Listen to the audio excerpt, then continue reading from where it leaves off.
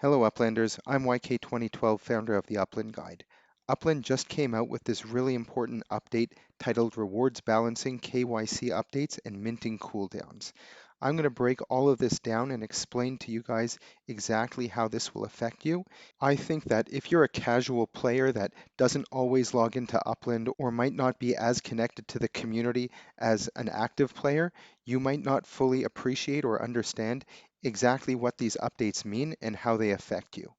It's important to note that these updates are not going into effect immediately, but Upland did say that they will be rolling this out shortly and monitoring its implementation to see if anything needs to be changed or adapted.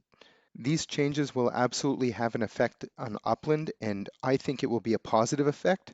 Whether the average player will actually see the effects of these changes is yet to be seen. The first update that is super important that will absolutely affect you, if you haven't already done so, complete the KYC process. KYC stands for Know Your Customer, and this process is done in order to verify your identity. Upland doesn't do this on its own. They use a third party called Tilia in order to do this. If you have listed a property for US dollars, that means you have already completed this process. If you haven't already done so, these changes make going through that process even more important. In order to begin the KYC process, just head into Settings and verify your identity. I've already completed it, but follow these instructions in order to complete the process. When you go through this process, a couple of important things to keep in mind. This is a third-party service, not Upland related. So if you do encounter any issues with that, it isn't really anything that Upland can help you with. Additionally, if you see that it's taking a long time, make sure to check your spam folder. It is possible that Tilia does send you some emails asking for additional information if you were unable to provide all of the documentation in the initial registration process. So just keep an eye out on your spam folder. So now I'm going to detail the new reasons of why you will want to complete this KYC process. Up until now, in order to sell a property or even list one for US dollars, you would need to go through this process. You also need to go through the process in order to define your own home address within Upland, which will give you voting rights and other opportunities moving forward in the game. You can learn more specifically about that in the link in the upper right-hand corner. If you're not logging into Upland on a daily basis, first of all, you should be. You are able to get free Spark. Log in 7 days in a row, and you can get anywhere from 0.01 to 0.03 Spark. In the near future, in order to collect these bonuses, you will also have to go through the KYC process. Competing in competitive treasure hunts, whether they be exclusive or rare hunts, or during Spark Week for the competitive Spark treasures, you will also need to do the KYC. Spark rewards for ongoing events like the Thrifty Trader and Ultimate Fan Challenges, where you can win Block Explorers, UpX, and also Spark, also need you to do the KYC process. This might not be a big deal for most players, especially those who play by the rules, but a lot of these changes are to prevent players who multi-account, participate in asset funneling, and use bots in order to collect and win a lot of Spark at the expense of other players who are playing by the rules. One of the major milestones in Upland is when you reach Director status.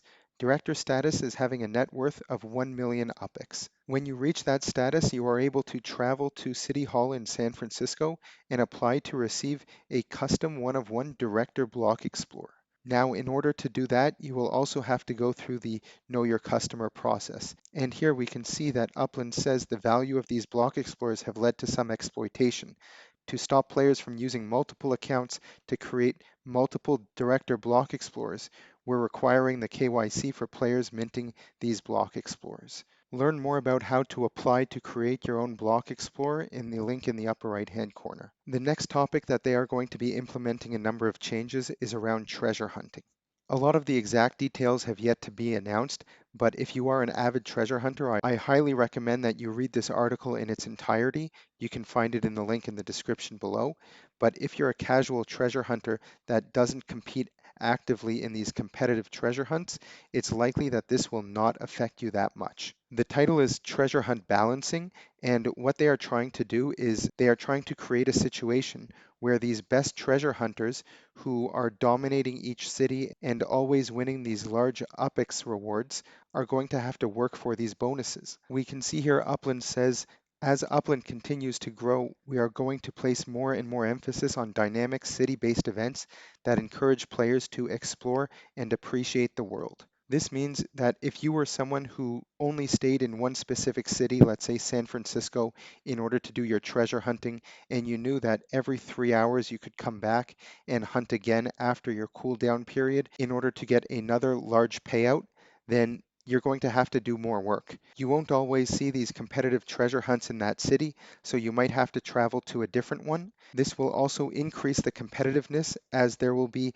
fewer treasure hunts going on in different cities, so more people might be traveling to the city where it is taking place in order to compete for that. If you're someone who spends a lot of time each day doing your standard treasure hunts in the hopes of trying to win some spark, you have approximately a 5% chance of finding spark in each treasure hunt.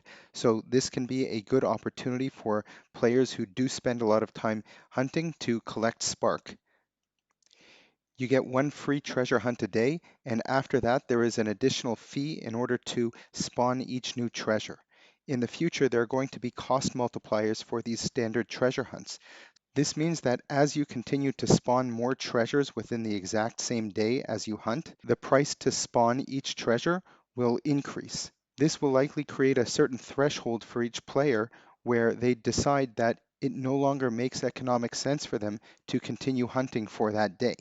The last and most important topic is around properties and property minting. They will be implementing a property minting cooldown where after minting a property, you will have to wait 10 seconds before you are able to mint another one. They also mention that this value may or may not be adjusted as we measure the performance of this change. And once again, this is being implemented in order to stop the bad actors and multi-accounters from minting lots of valuable properties at a rate that a human would not be able to. And lastly, property sniping prevention.